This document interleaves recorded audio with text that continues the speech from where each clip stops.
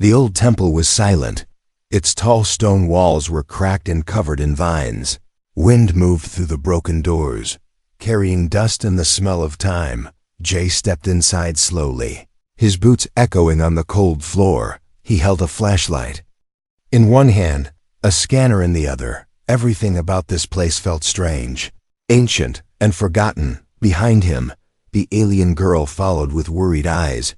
Her name was Clara, and her dark purple skin shimmered under the faint sunlight. She was quiet for a long time before whispering, "We should not be here." Jay looked back and smiled. "It's just an old ruin," he said. "I'm not scared of rocks." Clara did not smile. "This is not a ruin," she said. "This place was sealed for a reason." Jay raised an eyebrow, but kept walking. His scanner beeped louder as they moved deeper. He was looking for something rare, something valuable. Then, they entered a round room with walls covered in alien carvings. In the center of the room stood a tall metal frame, and inside it hung the armor. It looked almost human-shaped, but taller, sharper, and glowing softly with blue light. Jay stopped walking, staring at it. It was beautiful. The armor looked like it was built for a god of war. Clara gasped. "That armor is cursed." Jay laughed lightly. "Cursed, really?" "Yes," she said, stepping back. "It belonged to a warlord from long ago. He destroyed planets, burned cities, and left only silence behind. When he was finally stopped, they sealed his armor in this place. No one has touched it since, and no one should." But Jay was already moving toward it. Something about the armor pulled him forward. His hand reached out without thinking. It felt like the armor wanted him to come closer. "Jay, please," Clara said sharply, her voice shaking. "You must not touch it." But it was too late. His fingers brushed the surface of the metal. At first, it felt cold. Then, it felt like it was breathing. Suddenly, the armor moved. Blue light burst out, covering Jay's body. Metal shot out like liquid, wrapping around his arms, his legs, his chest. He screamed, falling to his knees. The armor kept growing, locking to him like it belonged there. Clara ran to him, but a force pushed her back. She could only watch in horror as the armor fully wrapped around Jay. When the light faded, he was no longer in his explorer's suit. He stood slowly, now covered in dark silver plates that shimmered with alien symbols. His eyes glowed faintly under the helmet. "What just happened?" Jay whispered. The voice that came out was deeper, like it was mixed with something not human. Clara's hands shook. "You've bonded with it," she said. "The armor has chosen you." Jay touched his chest, feeling the smooth metal. He tried to take it off, but it didn't move. The armor felt like it had merged with his skin. His scanner was crushed, and his flashlight was gone, but he could see perfectly. Even in the dim light, a strange energy filled the room. The carvings on the wall began to glow. Symbols floated into the air and spun around him. Jay stepped back, but the symbols entered his helmet like data. He saw flashes of a battlefield, alien cities on fire. He felt something inside him open. "Like a door, I can see things," he said slowly. "I think it's showing me ... memories." Clara looked pale. "It's waking up," she said, "and it's using you to do it." Jay looked at her, confused. "I didn't mean to," he said. "I just wanted to see it." She nodded, eyes still wide.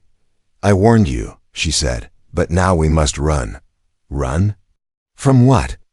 Jay asked. Clara turned toward the exit. "From those who will come now," she whispered. "They will feel the armor has returned, and they will want to stop you before it's too late." Behind them, deep in the darkness of the temple, something moved. A low rumble echoed through the walls like a warning. The ancient place was no longer quiet. Something old had awakened, and it wasn't going to sleep again. Jay ran, but the armor didn't let him run like a normal man.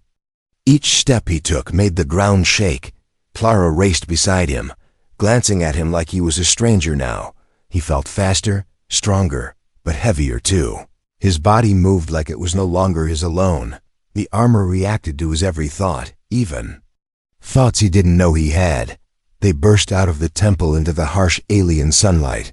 Jay collapsed to one knee, breathing hard, but there was no air entering the helmet. Yet somehow he wasn't suffocating. The armor was breathing for him. Clara kept her distance. Watching him carefully, she didn't speak right away. The wind blew dust between them as Jay slowly stood again. His voice trembled. "I can't." "Take it off." Clara nodded. "It won't let go now. It has chosen you as its host." Jay touched the helmet again, but it felt like touching his own face. He tried to pull at the edges, but they wouldn't budge. It wasn't armor anymore. It was part of him. "I didn't ask for this," he said quietly. "No one ever does," she replied. "But once it binds, there is no going back."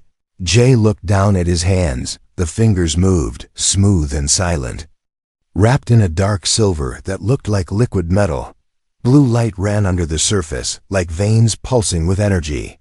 And then he heard it again, whispers. Soft voices speaking in a language he didn't know, but somehow understood. They were not friendly. They spoke of hunger, of war, of conquest. Jay blinked, trying to silence them, but the more he resisted, the louder they became. He dropped too. The ground and clenched his fists, shouting, "Get out of my head!" Clara rushed forward, placing her hand on his shoulder. "You need to focus," she said, "or it will take over." Jay opened his eyes. Breathing hard, the voices quieted. Like they had been pushed back into the dark, he looked at her and asked, "What is this thing really?" She hesitated, then answered, "It's not just armor, it's alive. It holds the mind of the warlord who wore it. And now, it is waking up inside you." Jay stood slowly, the armor adjusting with him. Even the sunlight reflected differently. Now it made him glow slightly. He looked around, confused by how sharp everything had become. He could see miles away. He could hear things no human should hear. He turned suddenly. "Something's coming." Clara's ears twitched. "Where?" Jay pointed to the west. Far behind that ridge, something big. She didn't question him. They must have felt the armor activate. She said, "We don't have much time." Suddenly, Jay turned as a sharp sound cut through the air. A drone round and black floated above the trees. Its eyes glowed red. Scanning the area, Jay reached for a weapon, but nothing was there. Then, without warning, the armor responded. His right arm shifted, reshaping into a blade that pulsed with energy. Jay didn't even think he moved. The blade sliced through the air and struck the drone. A burst of sparks and smoke filled the sky. The drone exploded, its metal pieces falling like burning rain. Jay stared at his own hand, now returned to normal shape. Clara stepped back, eyes wide. "You're sinking with it," she whispered. He looked at her with panic. "I didn't mean to. I didn't think." "It doesn't matter," she said. "The armor reacts to need, not thought. You needed a weapon, so it gave you one." Jay backed away, the fear in his chest growing. "What if I lose control?" Clara looked down, her voice low. "Then we all pay the price." More drones appeared in the distance, flying in formation. They moved like hunting birds, silent and sharp. Jay clenched his fists, feeling the armor hum again. The whispers returned, this time offering him power, offering him victory. He shut his eyes and whispered, "Not yet." He turned to Clara. "We have to move now." She nodded. "There's a safe place, but we have to be fast." Jay ran again, but this time, the armor didn't resist. It moved with him like a shadow, guiding each step, and deep inside, the voice of the warlord smiled quietly, waiting. The trees parted without a sound, but something was following them. Jay didn't see it, yet he felt it like heavy eyes pressing into his back. Every time he looked over his shoulder, nothing was there. Still, the armor kept pulsing faster. Warning him, Clara moved quickly through the forest paths, silent as a ghost. She knew these woods well. Jay tried to follow, but the armor was starting to resist. It wanted to stop and fight. He could feel it pulling at his legs, almost begging to turn back. He whispered, "Not now," under his breath. The armor twitched but obeyed for now. Clara suddenly raised her hand and froze. Jay stopped beside her. A strange sound came from ahead, like metal grinding, mixed with whispering voices, the same voices that echoed in Jay's head. Then he saw it standing in the middle of a clearing, a creature wearing armor like his, but twisted, wrong, covered in red lines instead of blue. Its eyes burned like fire, and its shape was no longer human. The thing turned its head slowly and looked straight at Jay. It tilted its head, almost curious. Jay took a step back. "What is that?" he whispered. Clara didn't blink. "That's what you'll become if you lose control." The red armored creature raised its arm, and without a word, a spear of light shot from its palm. Jay dove to the ground as the beam cut through the trees behind him. Clara rolled behind a fallen trunk and shouted, "Run to the cliffs now." Jay didn't think he ran, but his chest burned. The armor was waking up again. His legs moved faster than they should have. The ground blurred beneath his feet, behind him. He heard the creature crash through trees, moving like a beast.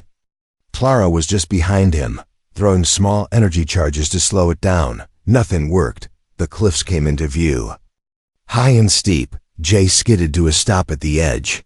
A narrow stone bridge stretched across to the other side. Old and cracked, it looked ready to fall. "We have no choice," Clara shouted. Jay hesitated. Then a sharp pain hit his shoulder. The red beam grazed him, melting the armor there. He screamed and stumbled forward onto the bridge. The armor tried to repair itself, pulling metal from the air. He could feel it feeding, drinking energy from the ground. It healed fast, but the pain stayed. Clara helped him across, and just as they reached the other side, she threw a pulse grenade at the bridge. A massive crack ripped through the stone, and the whole thing collapsed into the ravine. The red creature stopped at the edge and stared at Jay with burning eyes. Then it vanished into the shadows like smoke. Jay fell to his knees, exhausted. The armor cooled. The pulsing slowed. He looked at Clara. What was that thing? She sat down beside him, breathing hard. "They were once human too, long ago," she said. "Now there's something else, taken by the armor's true mind." Jay looked down at his own armor. "It wants to make me like that," Clara nodded. "Yes, but it hasn't won yet." Jay clenched his fists. He could still hear the voice, but now it was quiet, watching. He didn't know how long he had until it took more. But one thing was clear. He couldn't run forever. A shadow passed overhead. Jay looked up and saw ships in the sky, silent, black and without markings. They moved like hunters, searching. Tara's face went pale. "They're here," she whispered. "Others who want the armor for themselves." Jay stood slowly, the armor humming again. The war had started, and he was now the key to something much bigger than he ever imagined. Jay didn't blink. The ships above made no sound, yet they felt louder than thunder. Clara pulled him into a rocky crevice as one of the dark crafts passed overhead.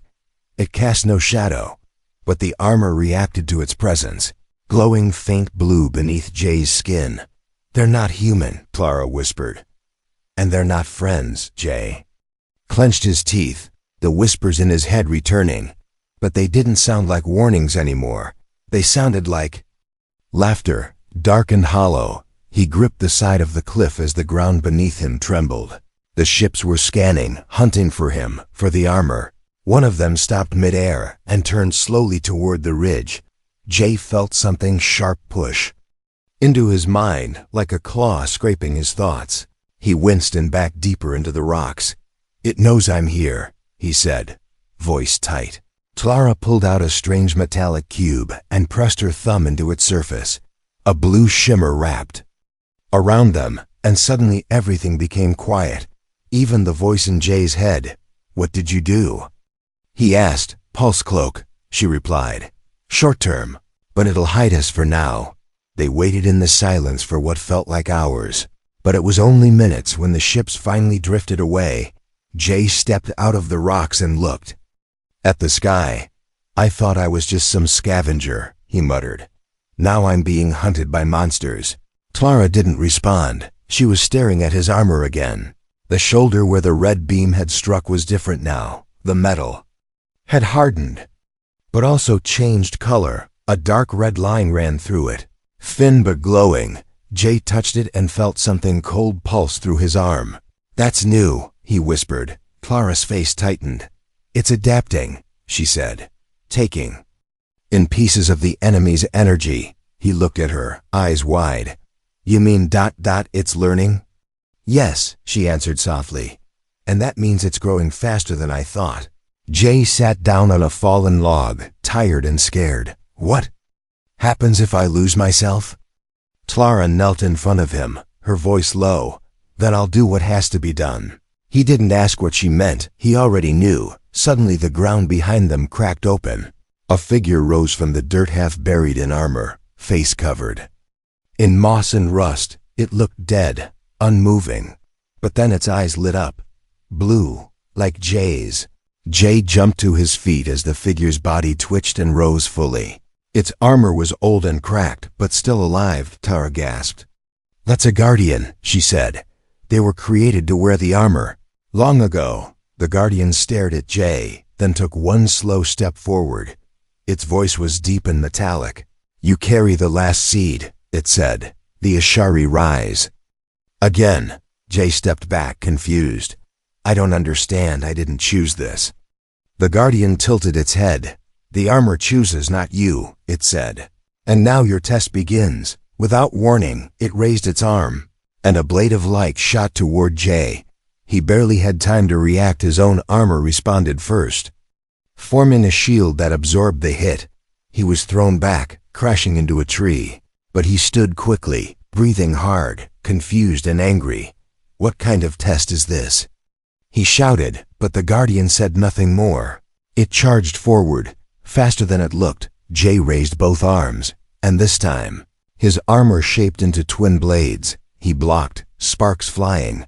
The strength in his arms wasn't his alone. He could feel the armor guiding him, but it also pushed him. It wanted more. Clara stayed back, watching with fear. Jay struck again and again. Faster, harder. The guardian stumbled, and Jay saw an opening. He slashed forward and knocked it down. But he didn't stop. He raised his blade again, ready to finish it. His heart pounded, and his eyes glowed brighter. The voice in his head cheered him on, screaming for the kill. "Jay, stop!" Clara shouted. Her voice cut through the noise in his mind. He froze, the blade inches from the guardian's neck. His hands were shaking. The armor was still glowing, still begging. But he dropped the blade and stepped back, breathing hard. "I'm still me," he whispered. "I won't be your puppet." The guardian looked up at him and slowly nodded. "You passed," it said. Then its body dissolved into dust, leaving only a glowing core behind. Jay walked over and picked up the core. It pulsed in his hand and sank into the armor, disappearing. Suddenly, he felt something unlock inside him. Power and knowledge, not just about the armor, but about the war that was coming. He looked at Lara. "We need to prepare," he said. She nodded. "Because soon you won't be the only one wearing armor like that." Something was whispering his name, not with sound, but with thought. Like a memory that wasn't his, Jay stood still, staring at the sky above the cliff. But what he really saw was inside his own mind. A field of stars, burning, armored figures, stood in rows, kneeling before a throne made of metal and light. And on that throne, someone who wore the same armor Jay now carried. He blinked fast and the vision vanished, replaced by wind and dust. Clara watched him quietly. "You saw it, didn't you?" she asked. Jay nodded slowly. "I don't know what it was, but it felt like I belonged there." She looked away, her voice tight. "The armor is unlocking the past, little by little. But it's not just memory, it's instruction." Jay felt the energy in his arms again, like the armor was breathing through him. It had changed, even more than before. The lines on it had become clearer, symbols forming near his chest. He touched one, and a flash of light shot out. A projection appeared in the air, showing star maps, coordinates. Clara moved closer, shocked. "That's not just a map," she said. "That's a summoning code." Jay frowned. "What's it calling?" She hesitated. "Other armors?" "The rest of the set." Before he could ask more, a rumble shook the ground beneath them. Cracks formed in the rocks and steam hissed up into the air. Jay spun around, instincts kicking in. From the forest came movement, fast, silent, inhuman, black. Shapes with glowing red eyes leaped from the trees. They moved like shadows with claws, and their mouths were filled with metal teeth. Clara pulled out a glowing baton and pressed a button, sending a shockwave through the ground. One of the creatures exploded into ash, but 3 more rushed forward. Jay didn't wait. His armor responded instantly, forming blades and shields. As he launched into them, he fought without thinking. His body moved with strange precision. Every strike landed perfectly. Every dodge came just in time.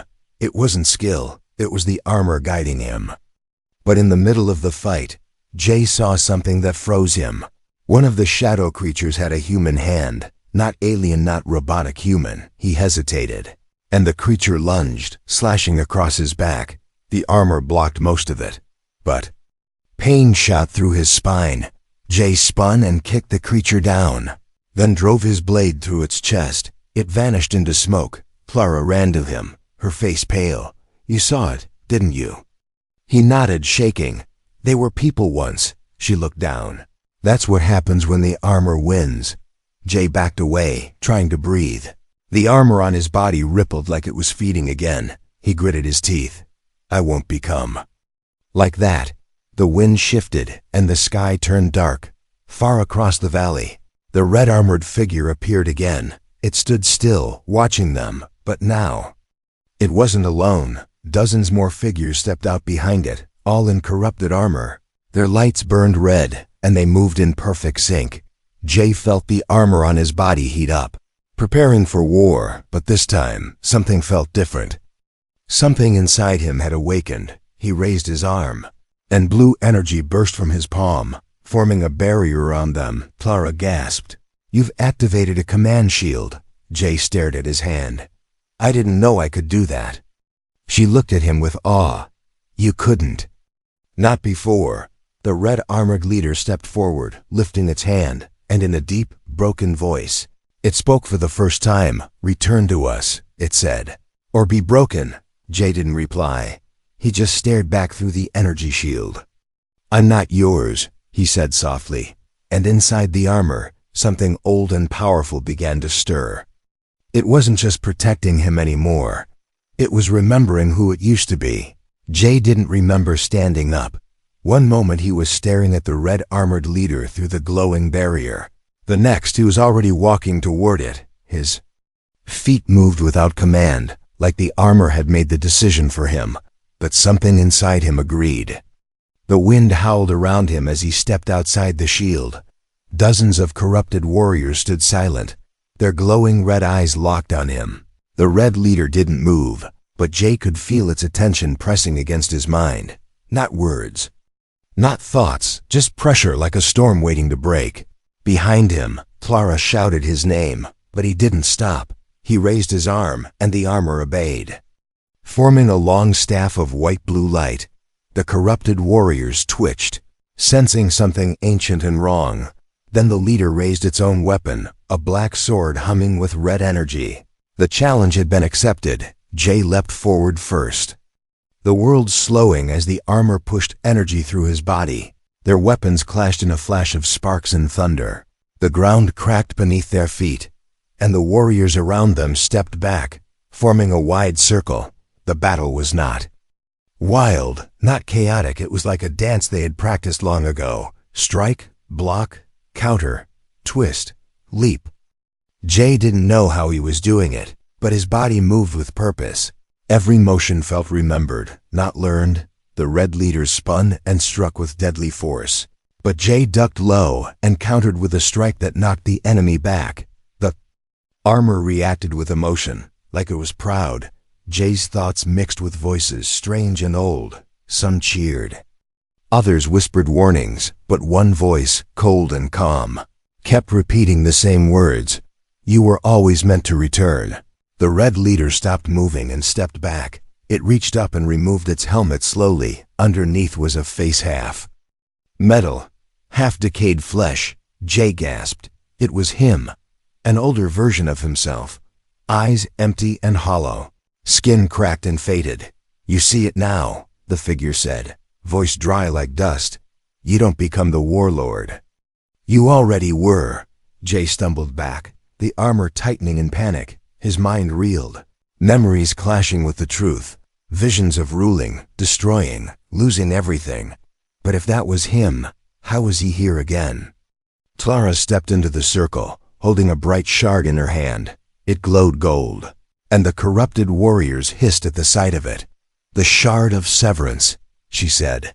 "It can break the armor's link to its past." Jay shook his head uncertain. "If I use that, will I forget everything?" She nodded slowly. "Yes, but you'll be free." The red version of Jay moved closer, hand stretched out. "Don't give up your power," it said. "They'll betray you again, just like before." Jay looked at Lara, then at his enemy himself. His hand closed around the shard. Pain shot through his arm, through his heart, through every piece of the armor. The red light burst into the sky, and the corrupted warriors screamed and vanished into ash. The red leader roared in anger and lunged, but Jay stabbed the shard into his own chest. Light exploded outward, throwing the enemy back. Jay fell to his knees as the armor peeled away like shattered glass. Piece by piece, it dropped into the dirt, silent at last. The figure in red collapsed, its face melting into dust. Only one voice remained in Jay's head, soft and fading. "Thank you." Clara rushed to him, tears in her eyes. "You did it," she whispered. Jay looked at his hands bare, human, shaking. "I don't feel stronger." He said, "You feel real," she replied. Above them, the storm cleared. The sky grew quiet, but something far away had felt the break, and it was now moving toward them. The ground beneath him had stopped shaking.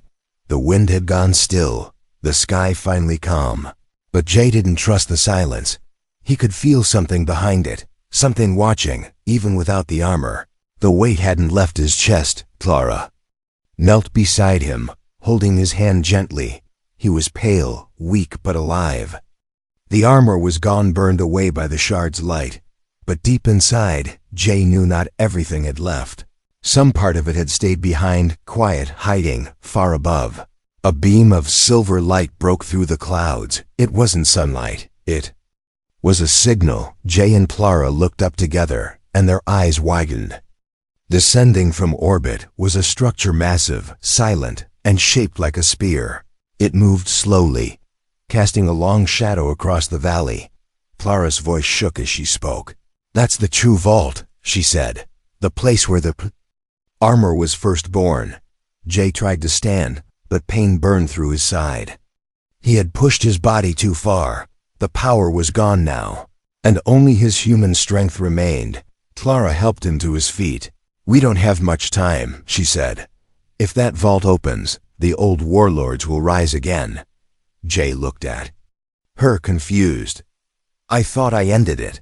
She shook her head slowly. "You ended the copy, the echo, but the source is still alive." The vault struck the ground with a deep, earth-shaking boom. Its doors split open, and inside, rows of suits floated in the air. Not just one armor, hundreds, maybe thousands, all waiting for a host. Clara turned to him, holding the last shard in her hand. "There's one way left," she said. "I'll go inside," Jay said. "But..." She stopped him with a look. "You can't," she whispered. "You're free now. I was born to protect the vault, not you." He grabbed her arm, eyes desperate. "You'll die."